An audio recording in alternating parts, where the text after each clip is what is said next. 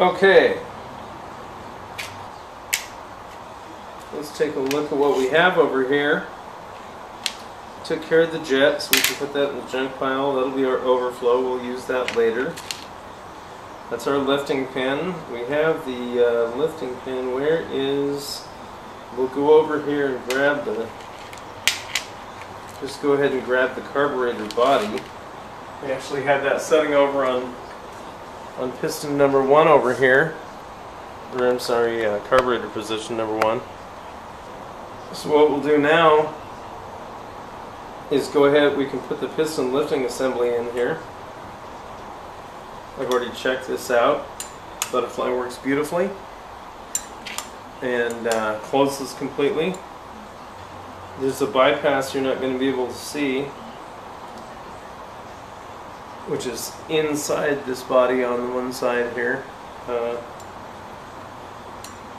Anyway, we're looking pretty darn nice here. Let's we can go ahead and put the body on here next. Or we could do, let's put the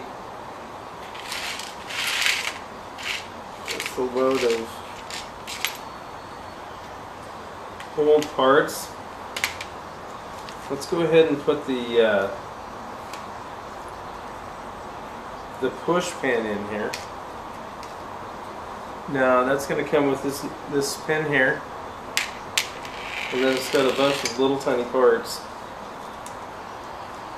It has a spring.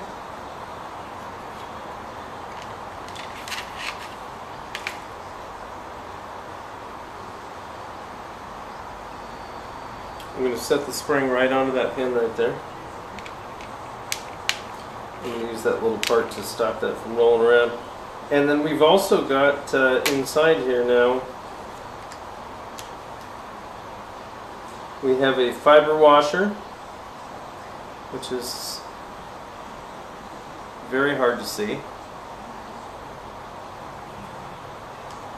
We have a steel washer, also very hard to see. And lastly, but most importantly,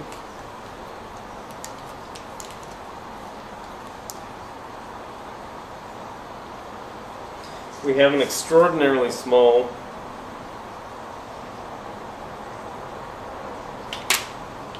I'm sure you can't see that, it's a circlip. I'll set it on the card. It's a very, very small circlip. So those are the components. We need to just take the main body here.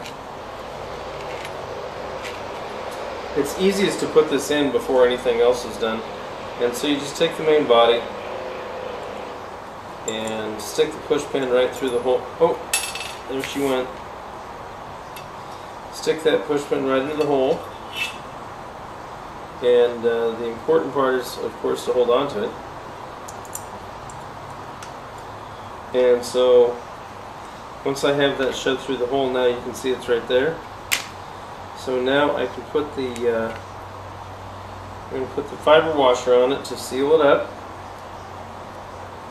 And it's got a little slot for the pin there. Now we're going to take this enormous washer that I can barely pick at. I think you can see that. We put that on there.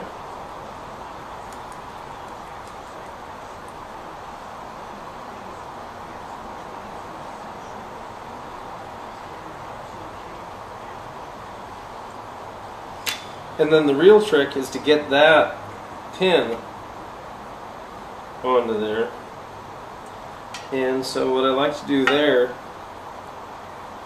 is grab it with these little tiny pliers.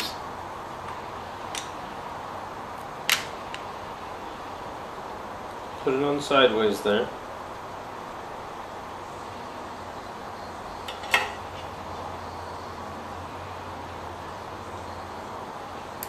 And shove it on.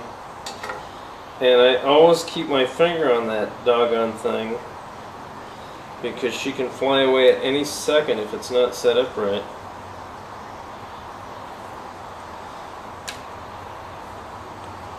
And I see it's not quite on there correctly. So we just squiggle it around a little bit.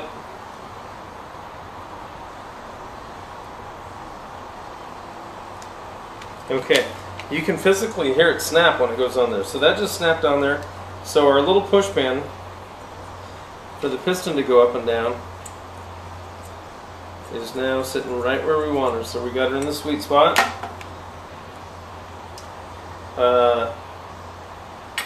Let's take we'll take the top here and the grossy jet, and we have a little washer on here. There's lots of little washers around here. There's a little red fiber washer that goes on the new grossy jet right here, and that screws into the top. That goes on to the fuel bowl, and so we're gonna just ease that down there. And once that, we don't want to get it trapped in there. We just want to go easy. Once we have it about where we want it, we're going to just go like this and give her a little twist, and then we call that good. And now we have our little bowl for the fuel cutoff, or little cutoff for the bowl, I should say, on there. Now we're going to need, what else do we have over here? That's the center jet. We're going to need a float. So here we have the float. There's some other componentry for this carburetor. And we can go ahead and take the push pin that we just used up. We can take that and set that over in the recycle bin over here. And some of this other little stuff. There we go. Okay. This little piece here, it's brass, and that is the pin for the float. So what we have to do here is there's the cutoff for the fuel. So once again, when we turn it upside down and it hangs down, it'll let fuel in from the fuel supply line and through the top here. But once the fuel float comes up, that's going to hit that little sucker and cut it off. So we set this on here. Once again, I tested the floats. To test the floats, you just set them in water. And if they float in water, you push them down and they still bob around, you're good to go. So take that pin, push it through here to get it started. I like to check which way that pin goes in first. It doesn't feel that good, so I bet it might want to go from this side maybe.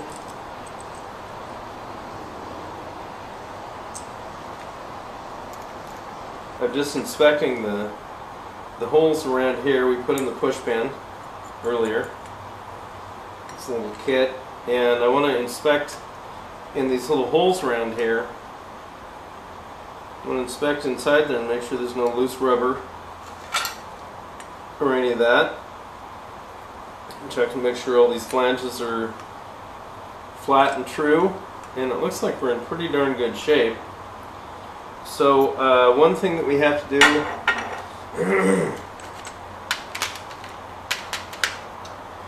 is finish the float, and so we've got that pin in there, and we're just going to push that little pin right through there. Make sure we don't get caught up on this daggone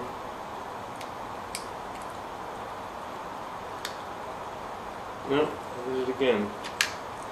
Well, this one's fighting me a little bit. It's alright.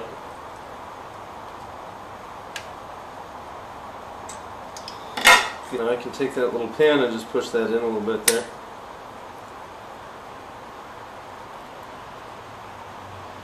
We kind of beat on it a little bit before we got there, but anyway, that's what you do. You shove that in there. Take a look and make sure that this pin doesn't overhang this little round arch right there. And it still does. So I'm going to go ahead and push over just a little bit more. Let's not get greedy. but it won't close if it's in that position. There you go, just like that. Now we're all set. Okay, now we have to check that float level like we had before, and what we want is 5/16. That thing's bent to hell and it's not anywhere near it. We've got the low side okay. Actually, I'm going to turn the... You can adjust the low side right here just a little bit. That's the little tab right there. I'm hoping the heck you can see it. It's right there. And I'm going to tab that down just a hair. Okay, just barely.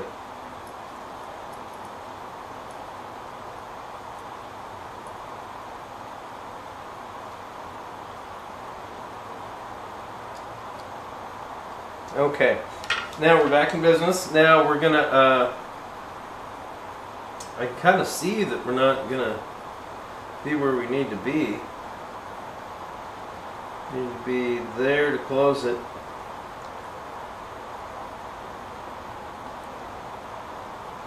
Yeah, that might be about right, actually.